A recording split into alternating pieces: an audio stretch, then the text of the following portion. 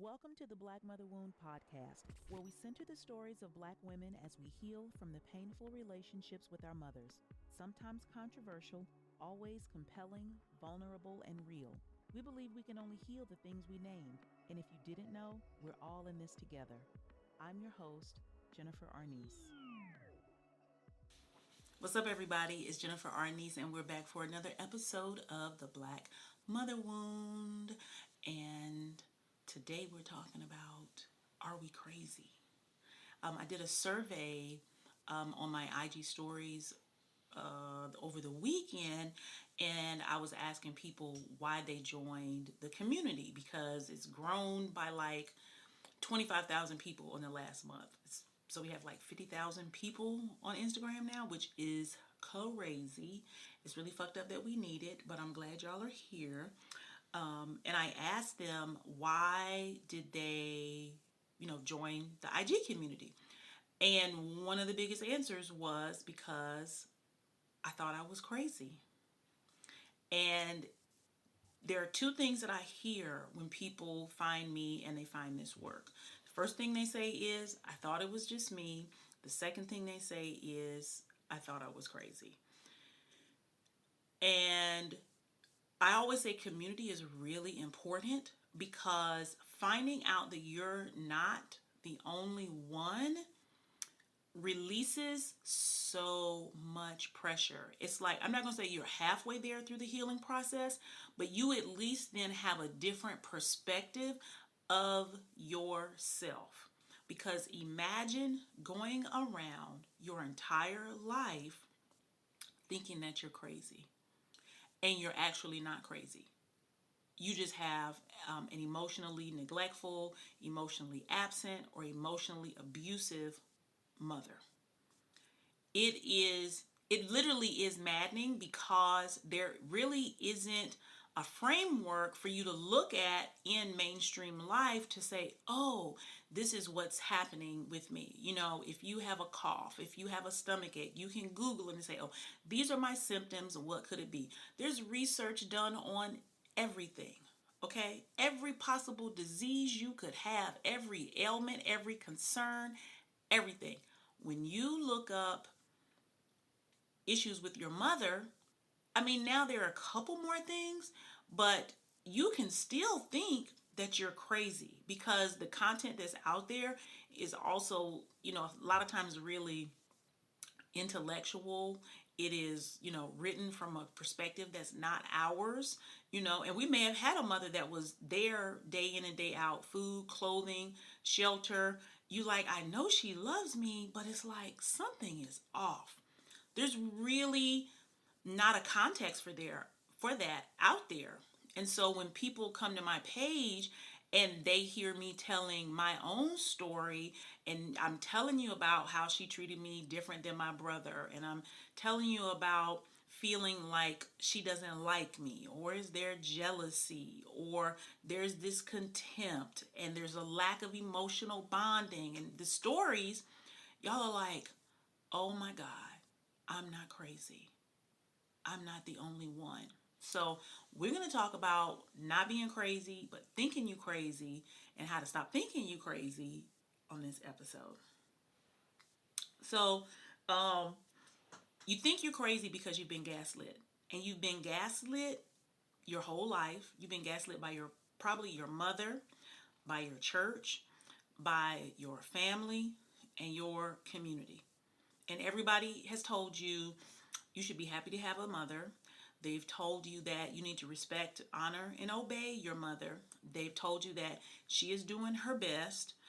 They've told you that it's your fault. Maybe, when I used to share things about my mom, the first thing people would go to was, well, were you bad? You would sound like you was just rebellious. Like, the only reason she could treat me that way was because some kind of way I was defective as a daughter. And so she had to go to those lengths to kind of get me in order because I was fast or something like that. And I used to just stop saying things because I'm like, what's the point? And then I started to believe, well, maybe that was it.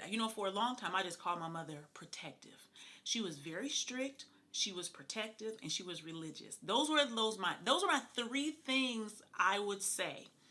And that's not what you should grow up saying about a parent. You should be able to grow up and say, she didn't take no junk, but she was loving, she was funny, she's a person. So you should be able to see those pieces, of her.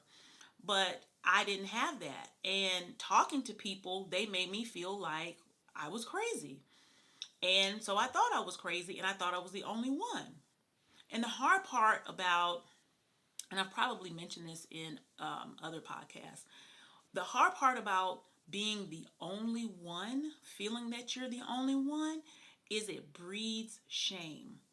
Because what you learn is something must be wrong with me. If I'm the only one going through this, there must be something that's wrong with me. I must be broken. And when we believe we have a brokenness that's innate, that's unfixable, what we begin to do is hide. What we begin to do is punish ourselves. What we begin to do is abandon and reject ourselves because we have come to the conclusion that it's our fault. And we look at the world through that lens, right? And I actually like the question, am I crazy? Because at least there's a question there versus I am crazy and it's not her fault and it is me. Because there's something in you that's like, am I crazy? Or she don't like me? Am I crazy? Or did she just act different when we got around other people? Am I crazy? Or is she real nice to everybody but me? Am I crazy? On and on and on and on and on. And because when you don't have an emotionally attuned mother, you don't get validated.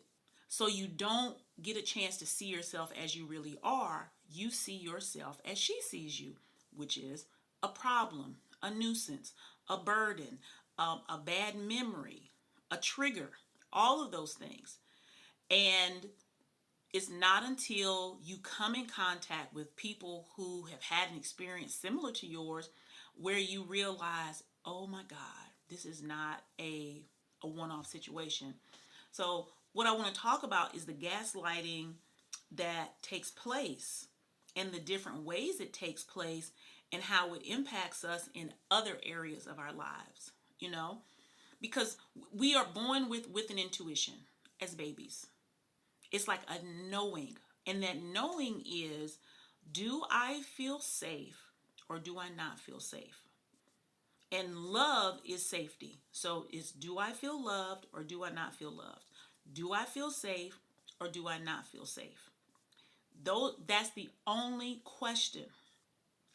So when you go around and you're with your mother, the person who takes care of you, who makes sure that you eat, who gives you a place to stay, who's the ultimate authority in your life, you don't feel safe with them, but you don't have any type of authority to do anything about it.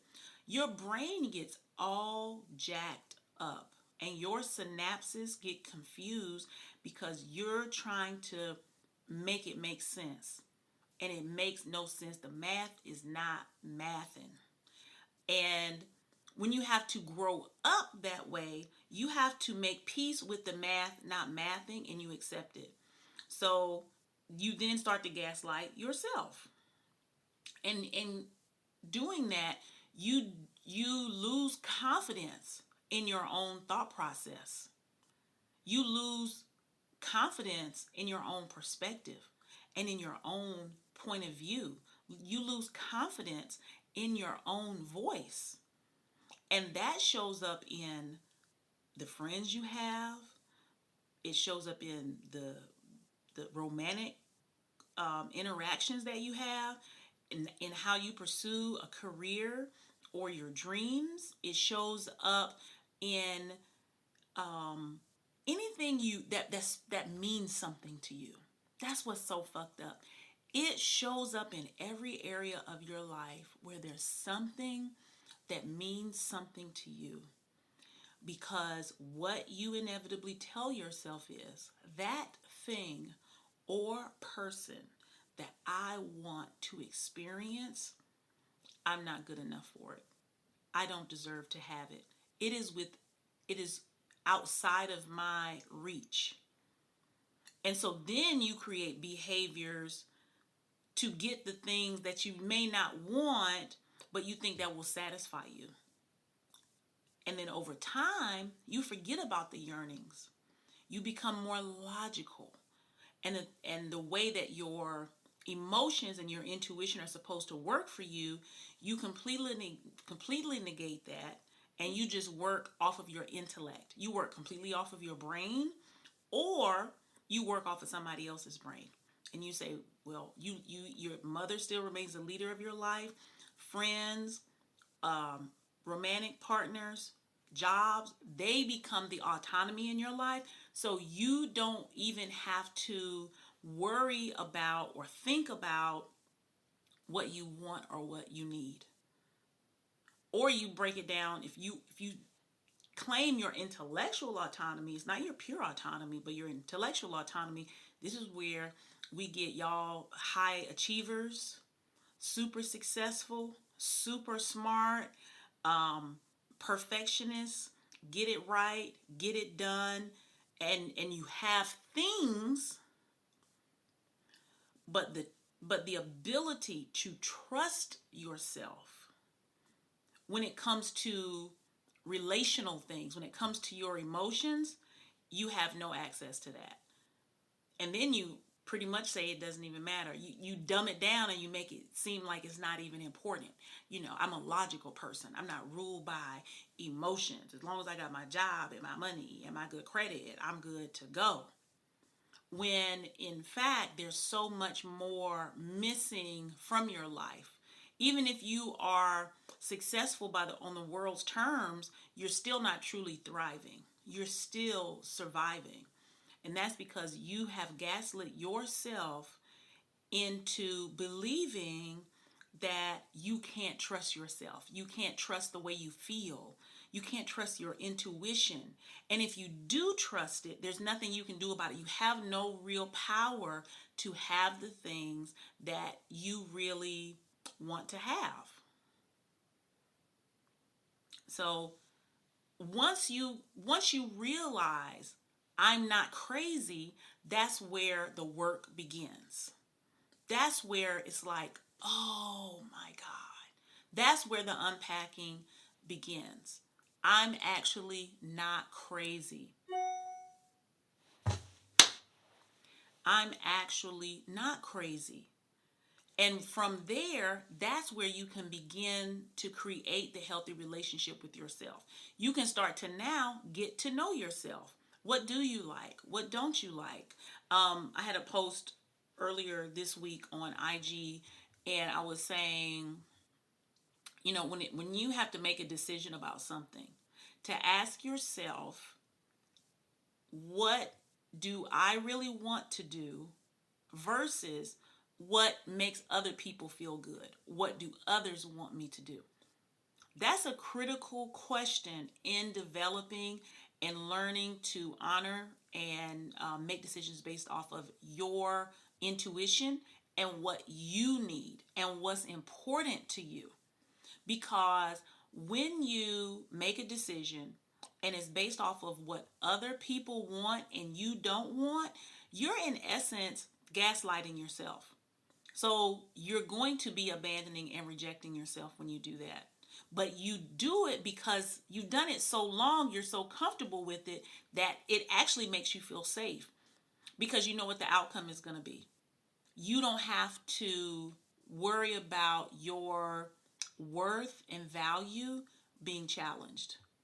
You don't have to worry about somebody else rejecting you or abandoning you because you've already done it. And you know how to reject and abandon yourself. You know how to recover from that. Whether it's binge eating, binge shopping, gossiping, trolling the internet, whatever it is. Drama in your life. All of those things are ways that you recover from abandoning and rejecting yourself. Because what you are telling yourself is, what I want isn't important. My needs aren't valuable. My wants aren't valuable. It's not possible for me to be supported and cared for. My opinions aren't important. What is most important is making other people feel more comfortable, because I don't really know how to advocate for myself. I don't know how to stand up for myself. I don't know how to be good to me and then other people be mad because they're going to think I'm making it all about me. And I don't have the muscle for that. And that's because we didn't have mothers that taught us how to value ourselves. We were taught how to value them, how to show up for them, how to really help them soothe their wounds. And that it's not even, and we're not going to get into why they did it or why they didn't do it. That's just what the fuck happened. You know what I'm saying? So, what does it look like when you ask yourself these questions? It goes something like, and let's use an example. Let's say you are supposed to be going to a family event and you don't want to go to that family event per se because you know your mother's going to be there, relatives going to be there, it's going to be a hassle, or maybe because of the relationship dynamics, or maybe you're just tired. I don't know why. But everybody expects you to go and you always show up. First thing is to become curious about how you feel about going and become conscious of it. You know that you're agitated, right?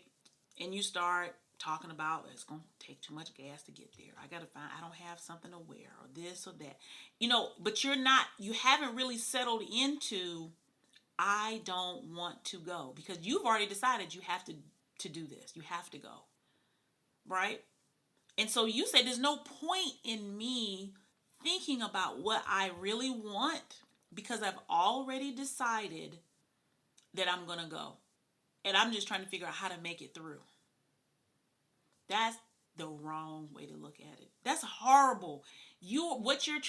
So imagine you have a child, they're 9 or 10 years old, and you want them to go to a function where there are people that you know mistreat them.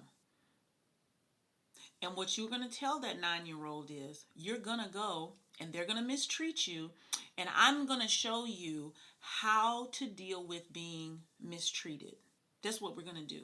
I'm going to show you how to deal with being mistreated and make an excuse for that mistreatment. And if you're a good girl, when you come back, I'll take you for some ice cream. I'll reward you for abandoning and rejecting yourself. And I always tell you guys, this does not happen overnight. So when I'm talking you through this process, it's not like, oh, I got to get it right the first time, right? Because what happens is, you try something, it's difficult, you're not successful, you beat yourself up, you talk bad about yourself to yourself, and then you go take whatever it is that you're learning from me, you put it in the drawer and you go back because you're like, oh, I'm never going to figure this out. When you only try it one time. Y'all got to stop with that bullshit, okay? Stop thinking that it's supposed to work overnight. There's nothing you ever going to do that's going to work overnight. I know you want it really bad. And it's like the more you want something, the faster you want it to happen. Versus the more you want and need something, the more time and commitment you're willing to put into making it work. Look up 10,000 hours. That's how you become a master at something. This is the same way. You have a horrible relationship with yourself. You think you're going to turn it over on a dime and now you treat yourself good? And we've been taught to beat ourselves up when we're not good at anything. So it's like, I'm going to beat myself up if I'm not nice to myself. Just think about that. It's so crazy. That's how the gaslighting will fuck you up, because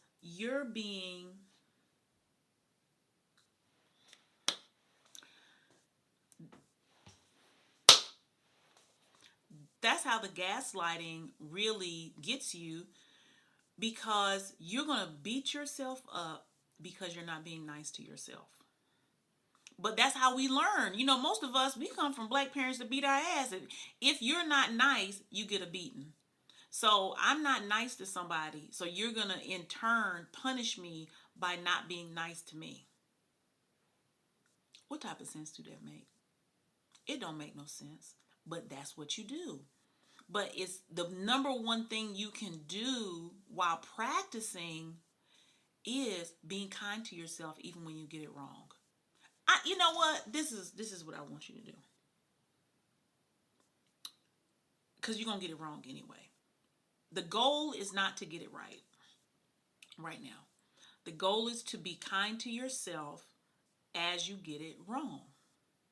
Be kind to yourself as you get it wrong. Every time you abandon yourself, I just want you to come back and be like, I'm sorry. I didn't even realize I was doing it until it was over. Or I knew I was doing it. But I was too afraid to make a different choice. I'm really sorry. Like, you have to, at all costs, develop a tenderness with yourself, right? And say, how can I do it better next time?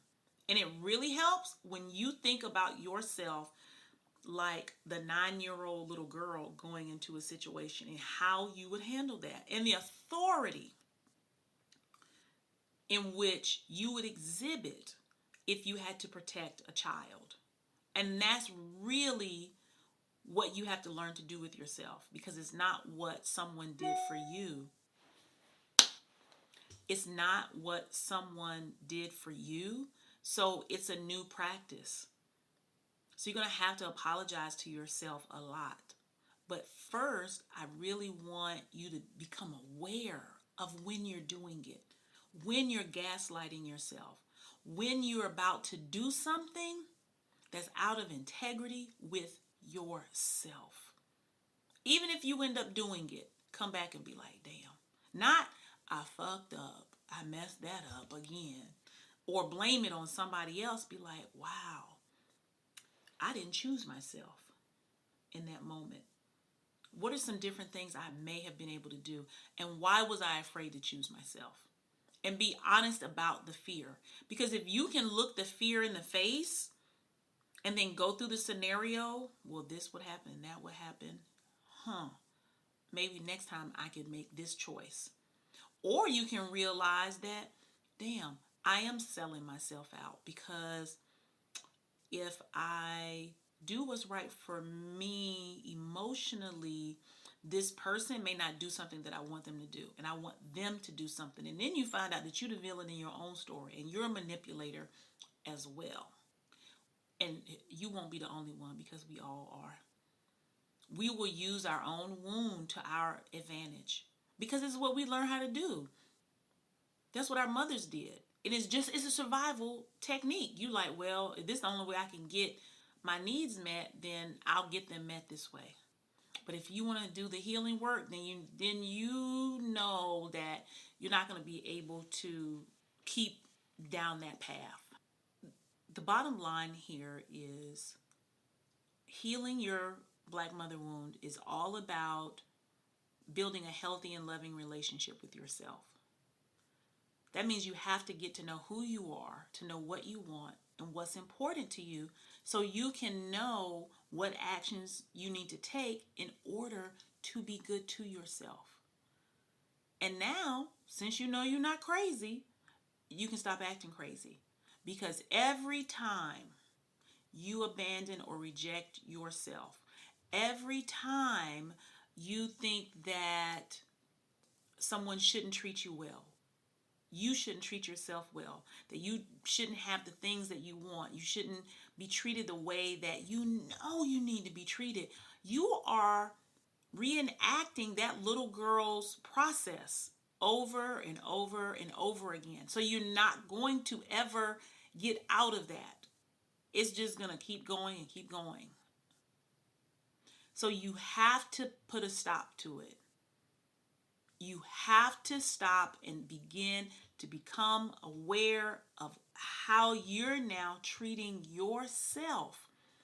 I had a girl say the other day, she hopes that she'll have the courage one day to choose herself. That means that she don't really believe that that is the case.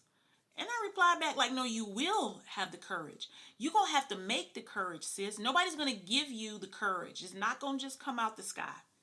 This is the process of mothering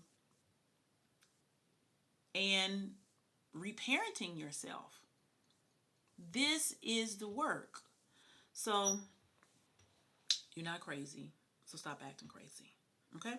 And don't call yourself crazy anymore. And stop saying mean things to yourself. Stop it. Even when you mess up. Okay? Even when you mess up and then you say something mean to yourself, still then come back and be like, I'm sorry, my bad. That's not true.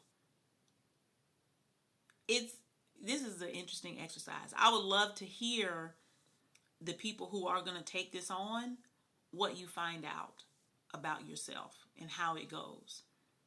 Because it's a wonderful core exercise in building a healthy relationship with yourself, which is what this work is all about. So I love y'all. You know where to find me, info@jenniferarnice.com. Join the IG community at Black Mother Wound.